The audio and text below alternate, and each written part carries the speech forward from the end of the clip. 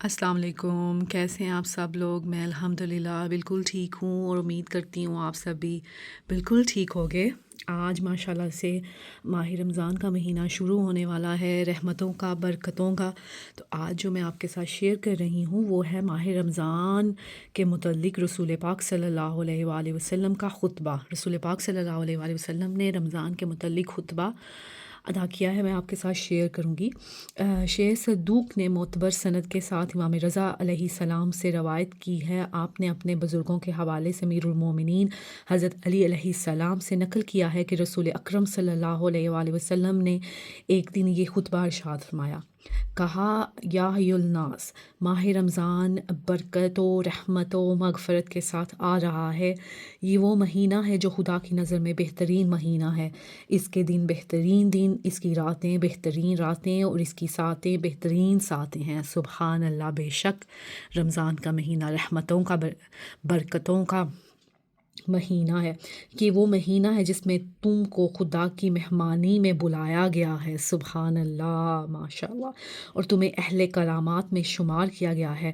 تمہاری سانسیں تسبیح کا ثواب رکھتی ہیں۔ سبحان اللہ، یہ ایسا مہینہ ہے جس میں ہمارا سانس لینا عبادت ہے۔ سبحان اللہ، تمہاری نیند عبادت ہے، تمہارے اعمال مقبول ہیں۔ سبحان اللہ، مقبول کا مطلب ہے جن کو قبول کیا جائے، ہمارے اعمال قبول کیے جاتے ہیں۔ سبحان اللہ، تمہاری دعائیں اس مہینے میں مستجاب ہیں، لہٰذا پروردگار سے اچھی نیت اور پاکیزہ دل کے ذریعے سے دعا کرو تاکہ تمہیں اس مہینے میں روزہ رکھنے اور تلاوت قرآن کرنے کی توفیق عطا فرمائے۔ شقی اور بدبخت وہ شخص ہے جو اس مہینے میں بخشش سے محروم رہ جائے۔ اللہ اکبر، اس مہینے میں رحمت، برکت، اللہ تعالیٰ کی مغفرت بالکل ہی بے حساب ہوتی ہے۔ اگر کوئی انسان سچے دل سے اللہ تعالیٰ سے معافی مانگتا ہے تو بے شک اللہ تعالیٰ اسے معاف فرماتا ہے، اور رسول پاک کا فرمان ہے کہ وہ بدبخت ہے، بدبخت کہ اس کی بخت مطلب اچھے نہیں ہے، وہ کس طرح کا انسان ہے کہ رمضان کا مہینہ اس کی زندگی میں آیا اور وہ پھر بھی اللہ تعالیٰ سے معافی طلب نہ کر سکا۔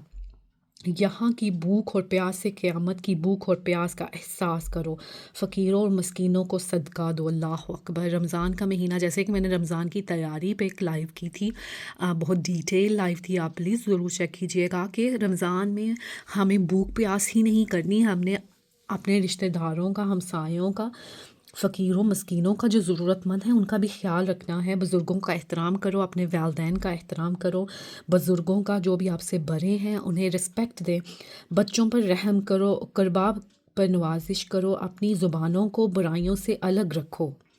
بے شک روزہ ہمارے نفس کا روزہ بھی ہے۔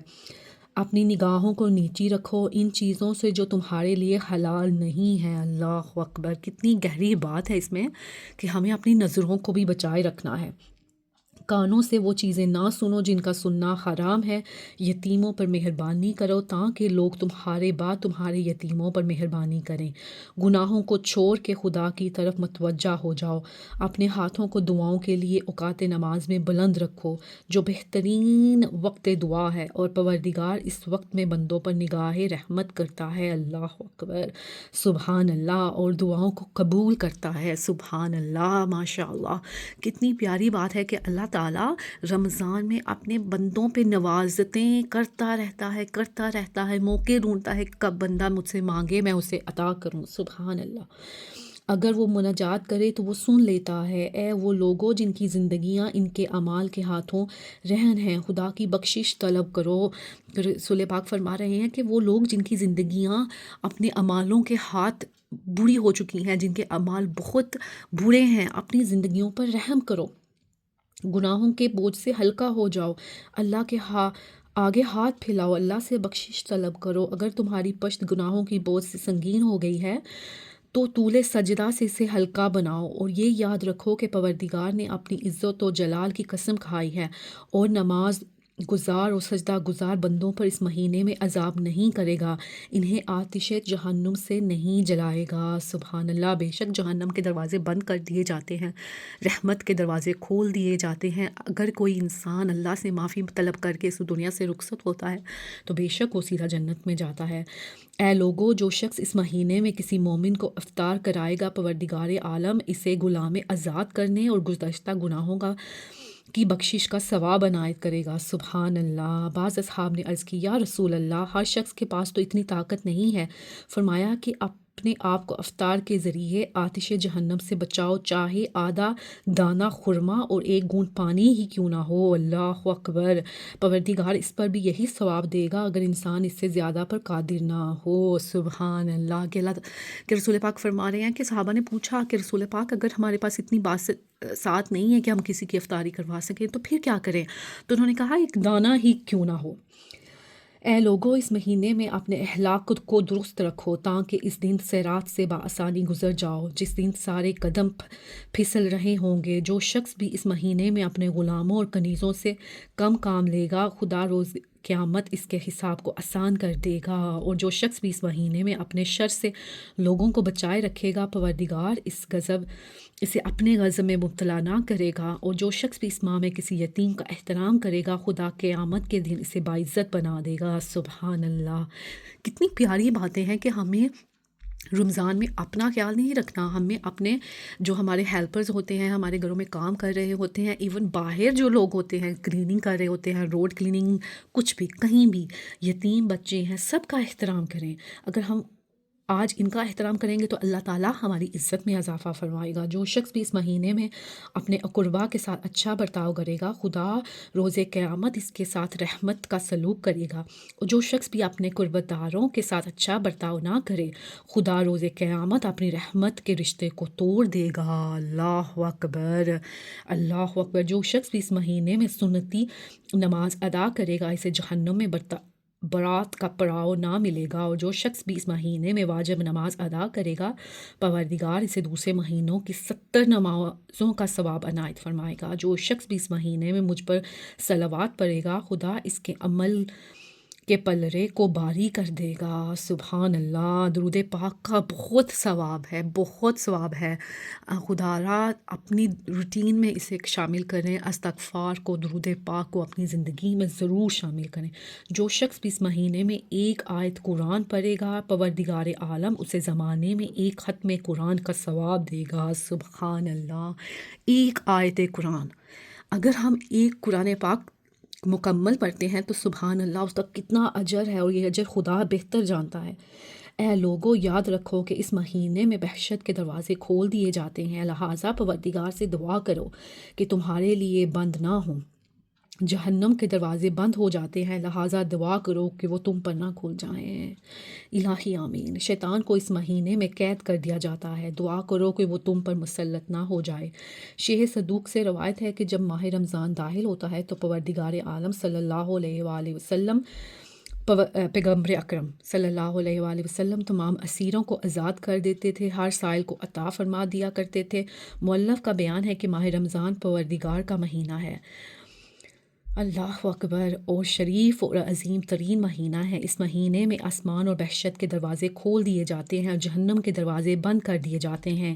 اس مہینے میں وہ رات بھی ہے جس کی عبادت 1000 مہینے سے بہتر ہے، شب قدر۔ اللہ اکبر۔ لہٰذا دھیان رکھو کہ تمہارے شب و روز کس طرح گزر رہے ہیں، اپنے اعضاء و جوارح کو مسیت پروردگار سے محفوظ رکھو۔ ایسا نہ ہو کہ رات میں سوتے رہ جاؤ اور دن میں یاد خدا سے غافل ہو جاؤ۔ اللہ اکبر۔ ایک روایت میں وارد ہوا ہے کہ ماہ رمضان کے ہر دن کے آخر میں وقت افطار پر پروردگار 10 لاکھ افراد کو آتش جہنم سے آزاد کرتا ہے۔ سبحان اللہ۔ اور شب جمعہ اور روز جمعہ میں اتنے ہی افراد کو ہر ساتھ آتش جہنم سے آزاد کرتا ہے، ہر ساتھ، ہر لمحہ، چاہے وہ کسی عذاب کے مستحق کیوں نہ رہے ہوں۔ اس کے بعد جب ماہ رمضان کی آخری شب یا آخری دن آتا ہے تو جتنے پورے رمضان میں آزاد کیے گئے ہیں اتنے ہی افراد کو اور آزاد کر دیتا ہے۔ لہٰذا عزیزو، ایسا نہ ہو کہ ماہ رمضان گزر جائے اور تمہارے گناہ باقی رہ جائیں۔ جب روزہ رکھنے والے روز قیامت میں اپنا اجر حاصل کریں گے تو تمہارا شمار محرومین میں نہ ہو جائے۔ اللہ اکبر۔ مالک کی بارگاہ میں تلاوت قرآن کے ذریعے تقرب حاصل کرو۔ مختلف اوقات فضیلت میں نماز اور کثرت استغفار کی تاکید کی گئی ہے، جیسا کہ میں نے ابھی آپ سے فرمایا کہ استغفار کریں۔ استغفار مشکلوں کا حل ہے، درود پاک مشکلوں کا حل ہے۔ اپنی زندگی میں جتنا ہو سکے دن رات استغفار کریں اور رمضان میں تو اسے اپنا معمول بنا لیں۔ امام صادق امام جعفر صادق علیہ السلام نے فرمایا کہ جو شخص ماہ رمضان میں بخشا نہ جائے گا اس کی بخشش آئندہ سال تک نہیں ہو سکتی مگر یہ کہ میدان عرفات میں جا کر استغفار کرے۔ لہٰذا اپنے کو حرام سے محفوظ رکھو، حرام چیزوں سے افطار نہ کرو، وہ طریقہ اختیار کرو جس کی سفارش امام صادق علیہ السلام نے کی ہے کہ تم روزہ رکھو تو تمہارے کان، ہاتھ، بال، کھال، تمام اعضاء سب محرمات بلکہ مکروہات سے بھی پرہیز کریں۔ خبردار تمہارا روزہ تمہارے عام دنوں کی طرح جس میں روزے دار نہیں ہو نہ ہو، اور یاد رکھو کہ روزہ فقط کھانے پینے سے پرہیز کا نام نہیں ہے بلکہ روزے میں انسان کو اپنی زبان کو جھوٹ، اپنی گناہوں کو نامحرم سے محفوظ رکھنا چاہیے، کسی شخص سے جھگڑا نہیں کرنا چاہیے، اپنے آپ کو حسد سے، غیبت سے، حسد سے، جگرے سے، نہ جھوٹی قسم سے بلکہ سچی قسم بھی نہ کھاؤ، کسی کو گالی نہ دو، ظلم نہ کرو، بے عقلی کا کام نہ کرو، ہر ایک سے رنجیدہ نہ ہو، رنجیدہ مطلب ناراض نہ ہو، غمزدہ نہ ہو، یاد خدا سے غافل نہ ہو، جو بات مناسب نہیں ہے اس کے بارے میں خاموش رہو، صبر و سچائی سے کام لو، اپنے آپ کو اہل شر سے دور رکھو، بری باتوں، غلط بیانی، افطرا اور جھگڑے سے اور بدگمانی سے، غیبت و تنقید سے محفوظ رکھو، سوچ لو کہ آخرت قریب ہے، ظہور امام کے منتظر رہو۔ اللہ اکبر۔ یہ پوائنٹ سب سے بیسٹ پوائنٹ ہے کہ ہمیں امام زمانہ کے ظہور کا انتظار کرنا ہے، دعائیں کرنی ہے، اپنی دعاؤں میں امام زمانہ کو یاد رکھنا ہے کہ اللہ تعالیٰ امام زمانہ کے ظہور میں تجلیل فرمائے، الہی آمین۔ آخرت کے ثواب کے امیدوار رہو، آخرت کے لیے زیادہ راہ تیار کرو، یہ دنیا ہمارے لیے ایک سفر ہے، آخرت کا ہمیں زیادہ راہ تیار کرنی ہے، یہ تمہارے لیے ضروری ہے کہ دل اور جسم کو مطمئن رکھو، خضوع و خشوع، انکساری، خاکساری سے کام لو، جیسے کوئی بندہ اپنے پروردگار سے ڈرتا ہے۔ عذاب خدا سے ڈرو، رحمت خدا کی امیدوار رہو۔ اے روزے دارو، اپنے دل کو تمام عیوب سے پاک رکھو، اپنے باطن کو ہر خلیے مکر سے الگ رکھو، اور اپنے بطن کو ہر طرح کی کثافت سے پاک رکھو، اور ہر غیر خدا سے بیزار رہو، اور اپنی محبت کو خدا کے لیے خالص بنا دو۔ جن چیزوں سے اس نے منع کیا ہے علانیہ و مخفی ہر طرح اس سے پرہیز کرو۔ خدائے قہار سے ڈرو کہ ہر ظاہر و باطن ہر حال میں ڈرنے کے قابل ہے۔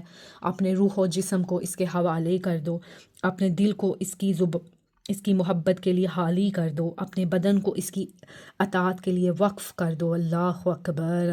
اگر تم نے یہ سارے کام کر لیے تو گویا وہ کام کیا جو ایک روزے دار کو کرنا چاہیے، اپنے مالک کی اطاعت کی، لیکن اگر اس میں کچھ بھی کمی کی ہے تو اس مقدار میں روزے کی فضیلت اور اس کا ثواب کم ہو جائے گا۔ میرے پروردگار نے فرمایا ہے کہ رسول اکرم صلی اللہ علیہ وآلہ وسلم نے روزے کی حالت میں اپنی ایک زوجہ کو کنیز کو برا بھلا کہتے ہوئے دیکھ لیا تو اس خاتون کے لیے کھانا طلب کر لیا۔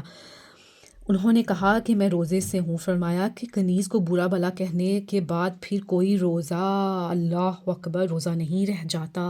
روزہ، اللہ اکبر، تنہا کھانے پینے سے پرہیز کا نام نہیں ہے۔ پروردگار عالم نے روزے کو تمام برے امور اور ہر غلط کردار اور گفتار سے بچنے کا ذریعہ قرار دیا ہے۔ کتنے ہی لوگ ہیں جن کو روزے سے بھوک اور پیاس کے علاوہ کچھ حاصل نہیں ہوتا ہے۔ اللہ اکبر، اللہ اکبر۔ امیر المومنین علی علیہ السلام نے فرمایا ہے کہ کتنے ہی روزے دار ایسے ہیں جن کے روزے میں بھوک اور پیاس کے علاوہ کچھ نہیں ہوتا ہے، کتنے ہی عبادت گزار ایسے ہیں جن کی عبادت کا حاصل رنج و تعب کے علاوہ کچھ نہیں ہوتا ہے۔ ہوش مندوں کا سونا احمقوں کی بیداری سے بہتر ہوتا ہے، اور عقل مندوں کا افطار اکثر روزہ داروں سے بہتر ہوتا ہے۔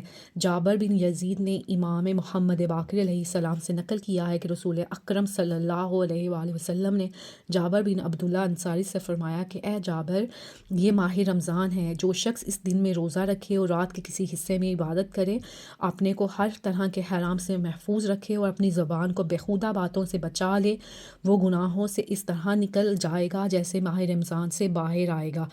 جابر نے عرض کیا، یا رسول اللہ، یہ تو بہترین حدیث ہے۔ آپ نے فرمایا، مگر جابر، اس پر عمل کرنا بہت مشکل ہے۔ بہرحال اس مبارک مہینے کے اعمال کا تذکرہ ہم انشاءاللہ ڈیٹیل میں کریں گے۔ اور دیکھیں رسول پاک صلی اللہ علیہ وآلہ وسلم نے ہمیں رمضان کے حقیقی معنی سے تعارف کروایا ہے، رمضان کیسے گزارنا ہے، ہمیں اپنے آپ کو بدی سے کیسے دور رکھنا ہے، اپنے نفس کو کیسے پاک رکھنا ہے، ہر برائی سے ہمیں اپنے عزیزہ اقارب مساکین غربا کا خیال رکھنا ہے، اپنی زبان، آنکھوں، کان، دل کو ہر برے فعل سے پاک رکھنا ہے، اللہ تعالیٰ سے مغفرت طلب کرنی ہے، اللہ تعالیٰ سے استغفار کرنا ہے، درود پاک پڑھنا ہے، ہمیں امام زمانہ کے ظہور کی دعا کرنی ہے، ہمیں روزے کو اصل معنوں میں بھوک پیاس کے علاوہ کیسے روزہ ادا کرنا ہے اس کا طریقہ بتایا ہے۔